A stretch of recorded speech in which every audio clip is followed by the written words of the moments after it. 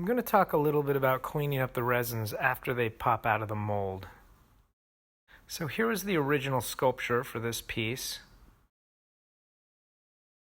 I make a silicone mold of it, and then basically what's going to happen is after you pour the resin into it, you're going to pop it out of the mold. Generally there's going to be some cleanup. You're going to have to cut off this little pour sprue here. These are little air vents that need to be cut off. Then there's this stuff called flashing that needs to be cleaned. So it's a little bit of work to get it from this stage to this stage totally clean and sanded. So first I'm going to go over some of the basic tools I use. A pair of cutters is always nice because a lot of times some of this stuff can just be cut off. An X-Acto knife also works for this kind of stuff. Now we get to this little pour spout right here. This here is one of my favorite tools for cleanup. I also have a larger version. But these saw blades work really well for cutting off the pour spouts and any kind of medium to small sized thing.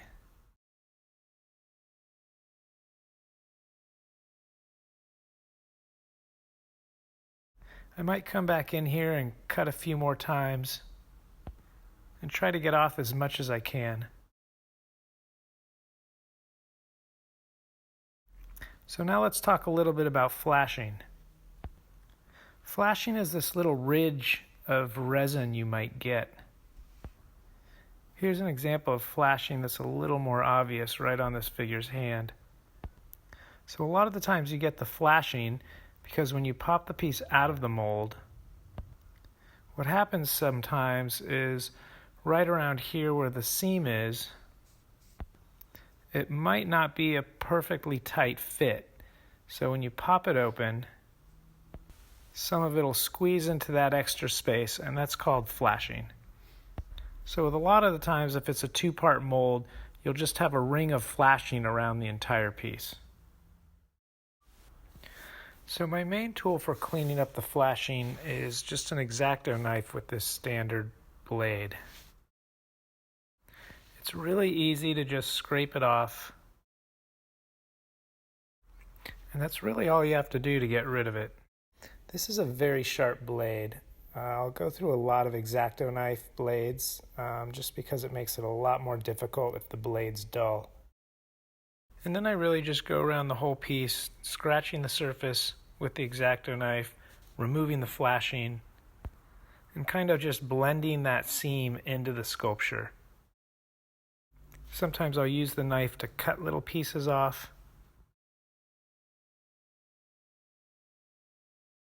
About 90% of the removal here is done with this X-Acto and this blade. I also have a couple other blades that I'll use sometimes. I have these two right here, just a little bit different. This round blade's nice because it could get into areas like this. Spots that are a little bit more difficult for the straight pointy blade. Then I have this small kind of flat angled one that can also get into tighter areas and flatter areas like this. So really these three knives here for cleanup that do the majority of the work.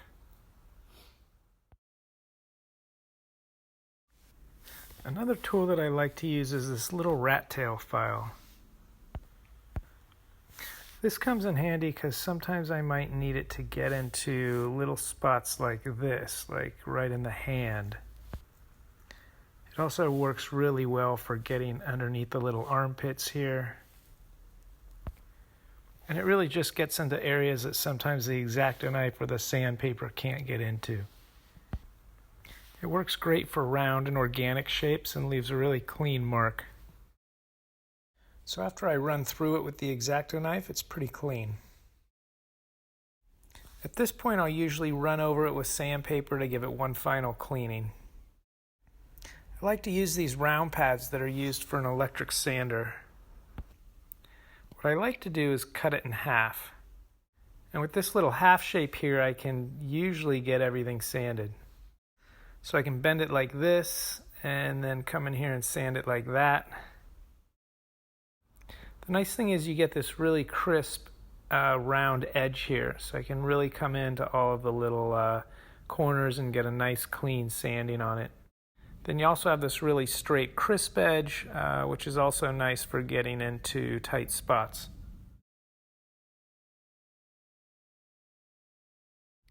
So a very versatile piece of sandpaper. You got the round edge, you got the flat edge, you got this pointy little corner. I can also fold the end of it here and get like a nice little strip that can even get into other hard to reach spots. This has a crisp little edge right here, and then on the other side it's got another little edge. Basically this little piece of paper does everything I need. So I hit everything with the X-Acto knives, give it a nice sanding, and then it's all finished. The grit I use for this is 220.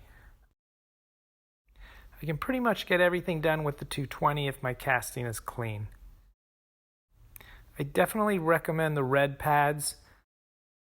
Don't use the yellow. The yellow do not work as well. The yellow works great on wood, but for sanding resin, the red definitely works better.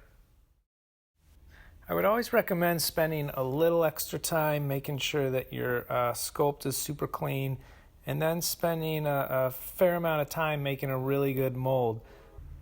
This is all going to save you a lot of time with cleanup. And obviously, if you're trying to make money doing this, making your workflow as efficient as possible is just going to translate to a better hourly rate. Whenever I price my work, I always have to take into consideration how much time everything takes. So I'm always trying to figure out what tools are going to make everything faster. This is one of my favorite tools and something that I would say is essential to my shop. You got a belt sander up top, and then you have a little disc sander on the side. This is an 80 grit up top, and this here is anywhere from 200 to 400. And it really works great if you have pieces that have a flat bottom or a large surface area that needs to be cleaned. So you sand that here with the 80 grit, then you come in and sand with the 220, and it gives you a nice flat, clean bottom. So anytime I have pieces that require a lot of sanding, something like this or this, something like this, if I'm doing 10 of them and I have to cut them by hand, it will definitely be faster if I use the belt sander. You definitely want to do this outside and wear a dust mask or a respirator. It will kick up a lot of dust. The last piece of equipment I'm going to talk about here is this bandsaw. This is a great tool to have in your shop. I use it all the time for all sorts of things, including cleaning up the resins. It's definitely a lot faster than the hand saw, but there is the setup and cleanup. So if I just have a couple of them, I'll do them by hand. If I have a whole box of them, I'll pull the saw out. Don't panic, don't jump it, don't stop the just rap. Don't panic, don't jump it, don't stop the just rap. Don't panic, don't jump it, don't stop the